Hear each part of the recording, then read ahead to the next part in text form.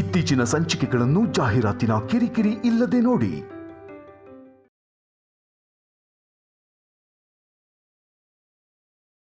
Thanks boss. ನಿನ್ನಂತವ್ರು ಇರೋದಕ್ಕೆ ಧರ್ಮ ಇನ್ನೂ ಒಂದೇ ಪಾದದ ಮೇಲೆ ನಿಂತಿದೆ. ನೀನು ಹೇಳ್ದಾಗೆ ನಾನು ಹೊರಟೋಗ್ತೀನಿ ಬಾಸು. ಹೊರಡೋ.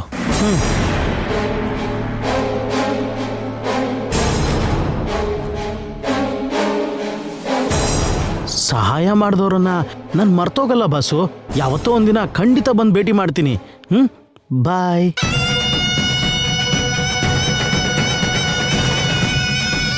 ₹400 ಖರ್ಚು ಮಾಡ್ಕೊಂಡು ಬಂದಿದ್ದಕ್ಕೆ 8,000 ವರ್ಕೌಟ್ ಆಯಿತು. ಎಲ್ಲ ಅಮ್ಮೋರ್ದೆ.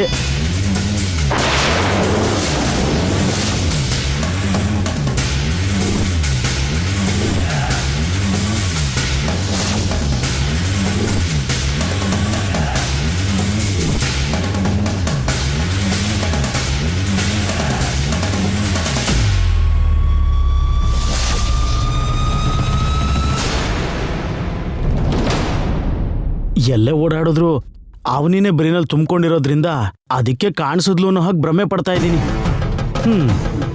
ನಾವು ಹೊರಡೋಣ.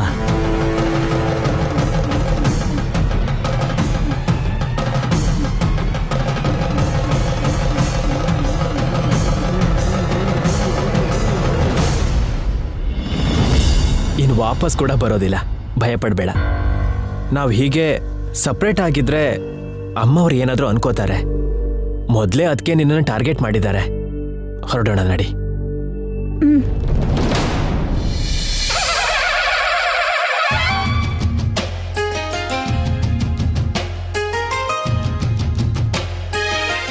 ಮಾವ ನಮ್ ಜೊತೆಗಿಂತ ಅವನಿ ಜೊತೆನೆ ಜಾಸ್ತಿ ಟೈಮ್ ಸ್ಪೆಂಡ್ ಮಾಡ್ತಾ ಇದ್ದಾನೆ.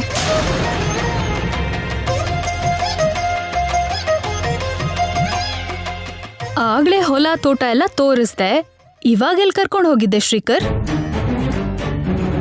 ಹೇಳು ಚಿಕ್ಕಮ್ಮ. ಇದ ಅಮ್ಮ, 10 ಗಂಟೆಗೆ ಮುಹೂರ್ತ. ಅಷ್ಟರಲ್ಲಿ ನೀವು ನೈವೇದ್ಯ ತಯಾರಿ ಮಾಡಿದ್ರೆ ಮುಹೂರ್ತ ಮೀರೋಗಕ್ಕಿಂತ ಮುಂಚೆ ಅಮ್ಮನವ್ರಿಗೆ ಸಮರ್ಪಿಸ್ಬೋದು. ಮುಹೂರ್ತ ಮೀರಿದ್ರೆ ಅದರ ಪ್ರಭಾವ ಬೆಳೆಗಳ ಮೇಲೆ ಬೀಳತ್ತೆ. ಬೆಳೆಗಳಿಗೆ ನಷ್ಟ, ರೈತರಿಗೆ ಕಷ್ಟಗಳು ಎದುರಾಗತ್ತೆ. ಇನ್ನೂ ಹತ್ರ ಇನ್ನೂ 1 ಗಂಟೆ ಸಮಯ ಇದೆ ಬಿಡಿ. ಅಷ್ಟರೊಳಗೆ ವೇದವತಿ ನೈವೇದ್ಯ ಮಾಡ್ಬಿಡ್ತಾಳೆ ಬಿಡಿ. ಪ್ರಸಾದ ಮಾಡೋದಕ್ಕೆ ಬೇಕಾಗಿರೋ ಏರ್ಪಾಡನ್ನ ಆ ಟೆಂಟ್ ಹತ್ರ ವ್ಯವಸ್ಥೆ ಮಾಡಿದೀವಮ್ಮ. ಸರಿ ಪೂಜಾರ್ರೆ, ನಾನು ಶುರು ಮಾಡ್ತೀನಿ.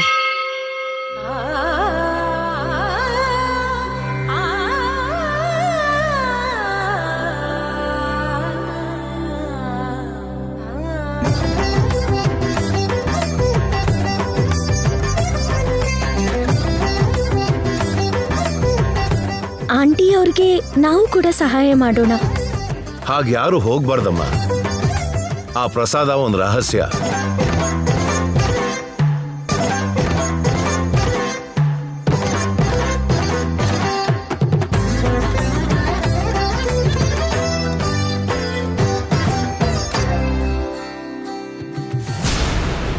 ಅದು ಯಾರು ಮಾಡೋಕಾಗದೇ ಇರೋ, ಯಾರಿಗೂ ಹೇಳ್ದೇ ಇರೋ ರಹಸ್ಯ. ಮನೇಲಿ ಅಡಿಗೆ ಮಾಡ್ದ ಹಾಗಲ್ಲ. ಅಮ್ಮನ ಕೈಯಾರೆ ಮಾಡಿರೋ ನೈವೇದ್ಯನ ಇಟ್ರೇನೆ ಜನರಿಗೆ ಒಳ್ಳೇದಾಗೋದು. ಸಹಾಯ ಮಾಡೋದಕ್ಕೆ ಅಲ್ಲ, ಹತ್ರ ಹೋಗಿ ನೋಡೋದಕ್ಕೂ ಯಾರಿಗೂ ಅರ್ಹತೆ ಇಲ್ಲ.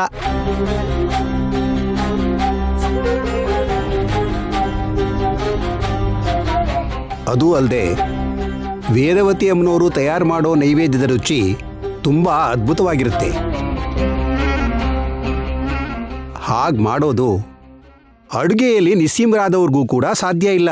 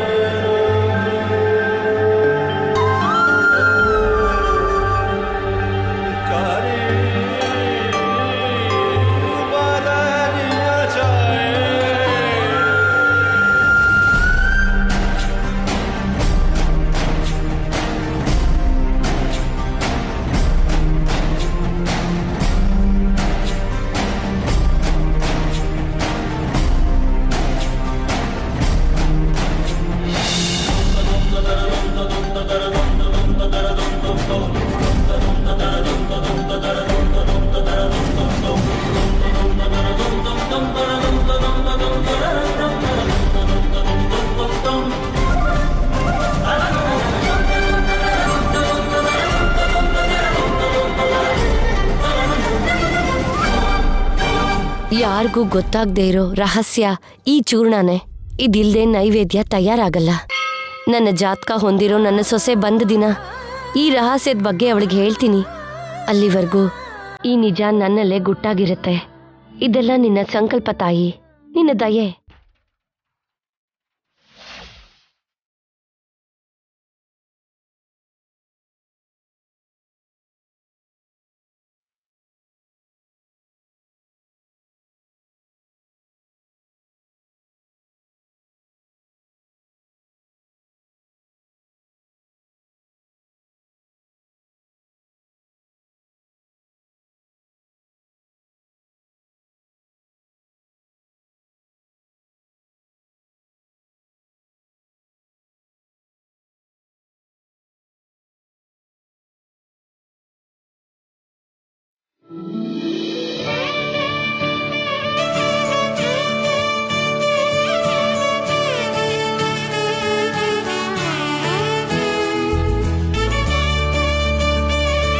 ಎಲ್ಲ ನಿನ್ ದಯೆ ತಾಯಿ.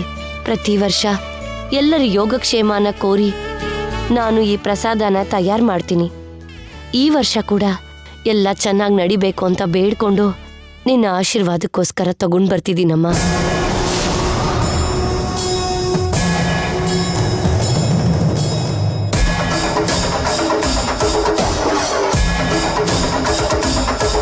ಸರಾನ ಗೌರವನ ಕಳ್ದಿರೋಳನ್ನ ಗುಂಡಿ ತೆಗೆದು ಊತ್ ಹಾಕ್ತೀನಿ ಅಂತ ಮಾತಾಡ್ದೋಳು ಈಗ ಸೈಲೆಂಟ್ ಆಗಿದ್ಯಲ್ಲ, ಯಾಕೆ? ಏನೇನೋ ಮಾಡ್ಬಿಡ್ತೀನಿ ಅಂತ ಆಗ್ಲೇ ನಮ್ಮ ಹತ್ರ ಕೋಪದಲ್ಲಿ ಮಾತಾಡ್ದೆ. ಅವಳಿಗೆ ತಕ್ಕ ಶಾಸ್ತಿ ಮಾಡ್ತೀನಿ ಅಂದೆ. ಇನ್ನೇನ್ ಮಾಡಕ್ಕಾಗತ್ತೆ? ಇನ್ ಸ್ವಲ್ಪ ಹೊತ್ತಲ್ಲಿ ನಾನ್ ಏನ್ ಮಾಡ್ತೀನಿ ನೋಡಿ. ಅಲ್ಲಿ ನೋಡಿ, ವೇದವತಿ ಬಂದೇ ಬಿಟ್ಲು.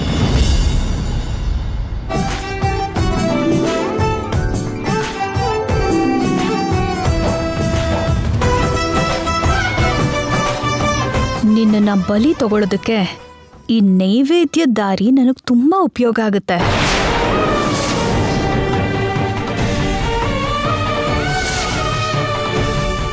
ಎಲ್ರೂ ಕಣ್ಣಿಗೊತ್ಕೊಳ್ಳಿ, ಆಮೇಲೆ ಅಮ್ಮನವ್ರಿಗೆ ಸಮರ್ಪಿಸ್ತೀನಿ.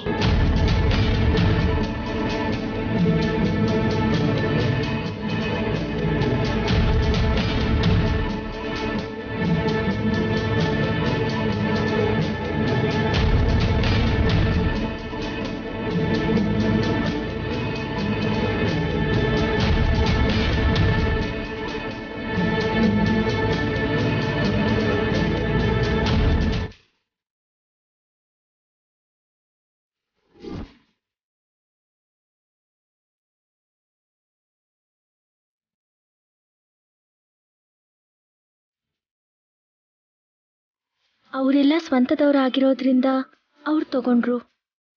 ಊರಿನ ಜನ ಹೋಗ್ತಿರೋದಕ್ಕೆ ನಾನು ಕೂಡ ಹೋಗ್ತೀನಿ.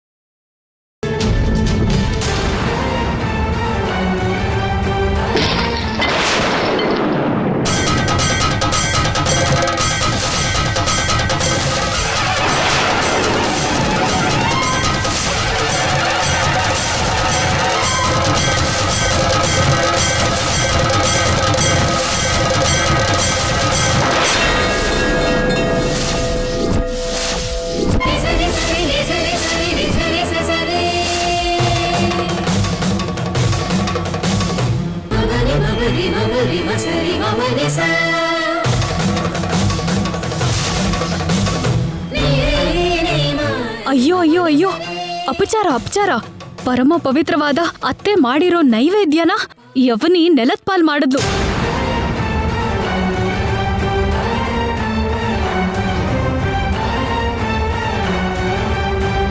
ಅಯ್ಯೋ, ಎಂತ ದೊಡ್ಡ ತಪ್ಪು ಮಾಡಿದ್ಯಮ್ಮ. ನಂಗೆ ಗೊತ್ತಿಲ್ಲದೆ ಆಗೋಯ್ತು. ಕಾಲಿಗೇನೋ ಅಡ್ಡ ಸಿಕ್ಕಿ ಮುಂದಕ್ಕೆ ಬಿದ್ಬಿಟ್ಟೆ ಅಷ್ಟೇ. ಇನ್ನೂ ಒಳ್ಳೇದು, ನಮ್ ಲಾವಣ್ಯ ಕಾಲ್ ಅಡ್ಡ ಇಟ್ಲು ಅಂತ ಸುಳ್ಳು ಹೇಳಲಿಲ್ಲ.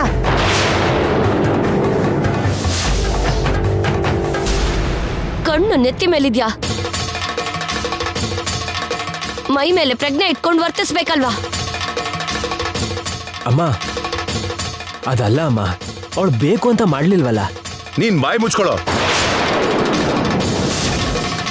ಇಷ್ಟು ವರ್ಷಗಳಲ್ಲಿ ಯಾವತ್ತಾದ್ರೂ ಹೀಗಾಗಿದ್ಯಾ? ಇದು ನಮ್ಮ ಕುಟುಂಬಕ್ಕೆ ಮಾಸ್ಲಾರದ ಮಚ್ಚೆ. ನಮ್ಮ ವಂಶದ ಕೀರ್ತಿ ಪ್ರತಿಷ್ಠೆಗಳಿಗೆ ಎಷ್ಟು ಭಂಗ. ಎಲ್ಲೋ ಏನೋ ತಪ್ಪಾಗುತ್ತೆ, ಏನೋ ಅಪಚಾರ ಆಗುತ್ತೆ, ಅದಕ್ಕೆ ಹೀಗಾಯ್ತು.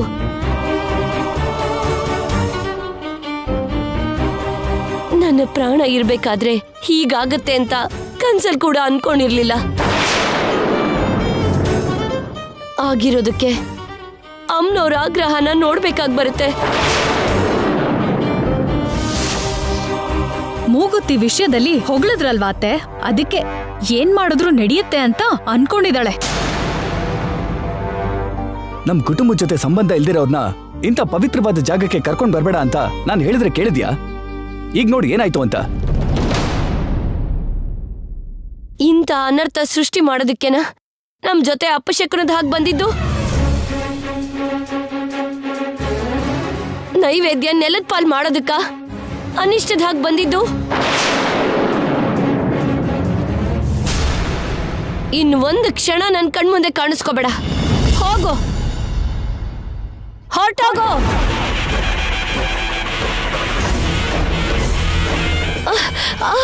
ವೇದ, ವೇದ, ಅಮ್ಮ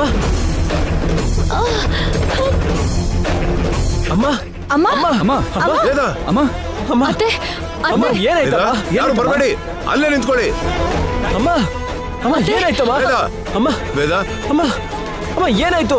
ಕರ್ಕೊಂಡು ಹೋಗ್ರಿ. ಅಣ್ಣ ಕರ್ಕೊಂಡು ಹೋಗೋಣ.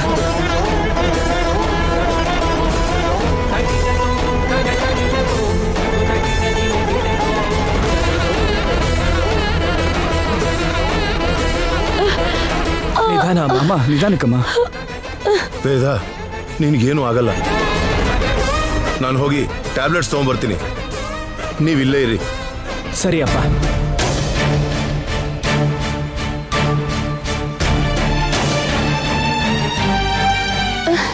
ದಾರಿ ಬಿಡಿ. ಶ್ರೀಕರ್, ಈ ಬಾಟ್ಲ್ ಹಿಡ್ಕೋ.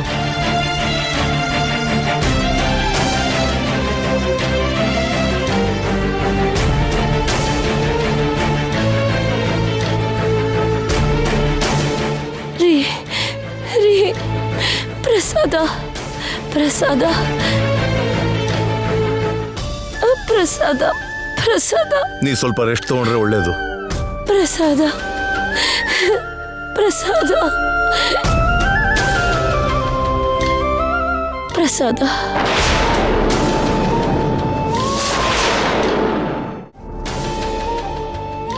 ಸೈಲೆಂಟ್ ಆಗಿ ಒಳ್ಳೆ ಏಟ್ ಕೊಟ್ಟೆ ಸಿಸ್ಟರ್. ನೆಲಕ್ಕೆ ಬಿದ್ದಿರೋ ಪ್ರಸಾದ ಅಮ್ಮನವ್ರಿಗೆ ನೈವೇದ್ಯ ಮಾಡಕ್ಕಾಗಲ್ಲಮ್ಮ.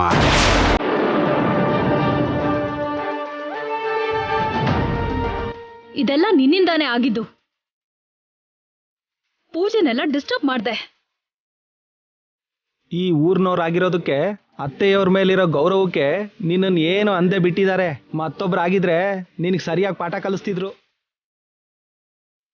ನೀನ್ ಇಲ್ಲೇ ಇರು, ನಾನು ಪೂಜಾರ ಹತ್ರ ಹೋಗಿ ಮಾತಾಡ್ಕೊಂಡ್ಬರ್ತೀನಿ. ಮೊದಲು ಅವನಿನ ಕಳಿಸ್ಬಿಡಿಯಪ್ಪ.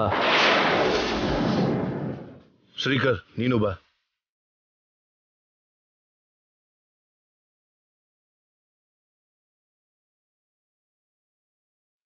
ನಿನ್ನಂತ ಹುಡುಗಿ ವೇದವತಿ ಅಮ್ಮವ್ರ ಮನೆಗೆ ಸೊಸೆ ಆದ್ರೆ ಚೆನ್ನಾಗಿರತ್ತೆ ಅಂತ ಅಂದ್ವಿ, ಆದ್ರೆ ಅದು ತಪ್ಪು. ನಿನ್ನಂತವಳು ಸೊಸೆ ಆದ್ರೆ ಆ ಮನೆ ಸರ್ವನಾಶ.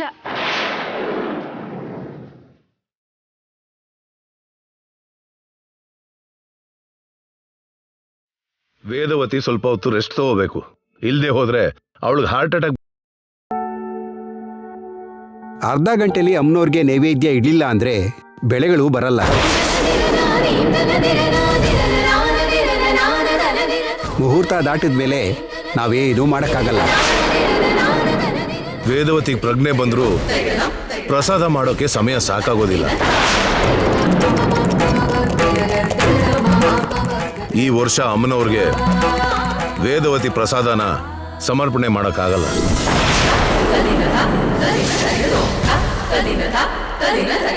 ದಯವಿಟ್ಟು ನಮ್ಮ ಕುಟುಂಬನ ಕ್ಷಮಿಸಿ. ಹಾಗಂದ್ರೆ ನಮ್ಮ ಪರಿಸ್ಥಿತಿ ಏನು? ಒಂದ್ ಕಾಲದಲ್ಲಿ ಬರಗಾಲ ರುದ್ರತಾಂಡವ ಮಾಡಿರೋ ನೆಲ ಇದು. ಮತ್ತೆ ಅಂತ ದಿನಗಳನ್ನ ನೋಡೋ ಧೈರ್ಯ ನಮ್ಗಿಲ್ಲ ಯಜಮಾನ್ರೆ.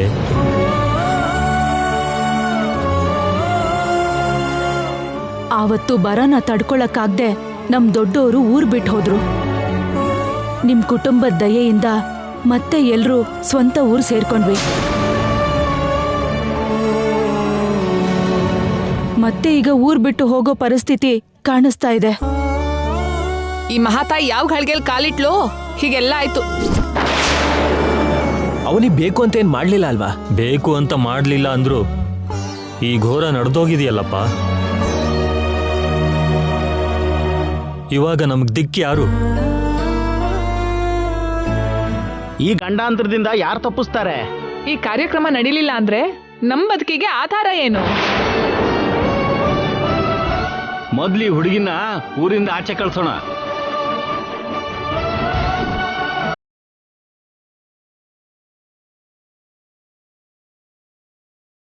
ಪ್ರಸಾದನ ನಾನ್ ಮಾಡ್ತೀನಿ.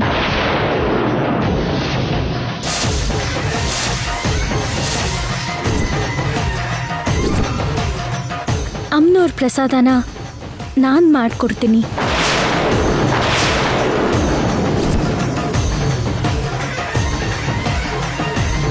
ಏಯ್, ಬುದ್ಧಿ ಇಲ್ದೆ ಮಾತಾಡ್ತಿದ್ಯಾ? ಅದೇನಾದ್ರೂ ಪಲ್ಯ ಅಥವಾ ಸಾಂಬಾರ್ ಅನ್ಕೊಂಡಿದ್ಯಾ? ಅದು ಯಾರಿಂದನೂ ಮಾಡೋಕ್ ಸಾಧ್ಯ ಇಲ್ಲ. ಮಾಡಿದ್ ಸಾಕು. ಜನರನ್ನ ಇನ್ನಷ್ಟು ರೋಚಕೆಂಸೋ ಮಾತಾಡ್ಬೇಡ. ಊರ್ ಜನರ ತಾಳ್ಮೆನ ಪರೀಕ್ಷೆ ಮಾಡ್ಬೇಡ. ಮಾಡ್ಬೇಕು ಅಂತ ನಿರ್ಧರಿಸ್ಕೊಂಡಿದ್ದೀನಿ ಸರ್. ಸದ್ರ ಕೊಟ್ಟಿದೀವಲ್ಲ ಅಂತ ತುಂಬಾ ಓವರ್ ಆಗಿ ಆಡ್ತಾ ಇದ್ದಾಳೆ. ಎಷ್ಟೋ ವರ್ಷಗಳಿಂದ ಎಷ್ಟೋ ಜನರು ಪ್ರಯತ್ನಿಸಿದ್ರು ಅವ್ರ ಕೈಯಲ್ಲಿ ಆಗ್ಲಿಲ್ಲ. ನಿನ್ನಿಂದೇನಾಗುತ್ತೆ?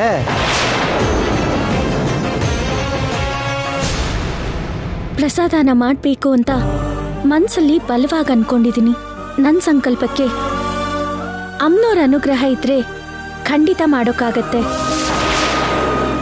ಇಲ್ಲ ಅಂದ್ರೆ ಆಗ ನನ್ನಿಂದ ಆಗಿರೋ ಈ ತಪ್ಪಿಗೆ ನೀವೆಲ್ಲ ಯಾವ ಶಿಕ್ಷೆ ಕೊಟ್ರೂ ಅನುಭವಿಸ್ತೀನಿ.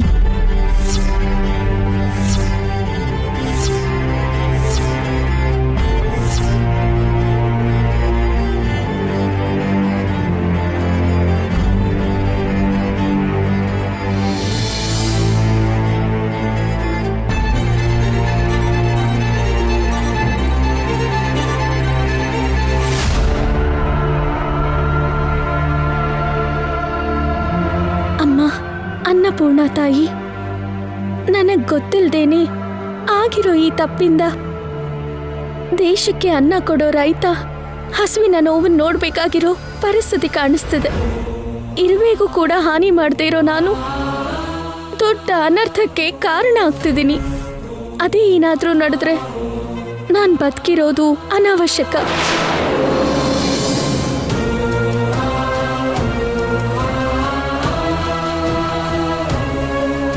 ನಾನ್ ಮಾಡೋ ಪ್ರಸಾದ ಅತ್ತೆಯವ್ರು ಮಾಡೋ ಅಷ್ಟು ರುಚಿಯಾಗಿ ಬರ್ದೇ ಇರ್ಬೋದು. ನೈವೇದ್ಯವಾಗಿ ಸಮರ್ಪಿಸೋ ಅರ್ಹತೆ ನಂಗೆ ಬರೋ ಹಾಗೆ ಆಶೀರ್ವಾದ ಮಾಡು. 10 ಊರಿನ ಒಳ್ಳೇದಕ್ಕೋಸ್ಕರ ನಾನ್ ಮಾಡೋ ಸಾಹಸಕ್ಕೆ ನಿನ್ನ ಅನುಗ್ರಹ ಬೇಕು.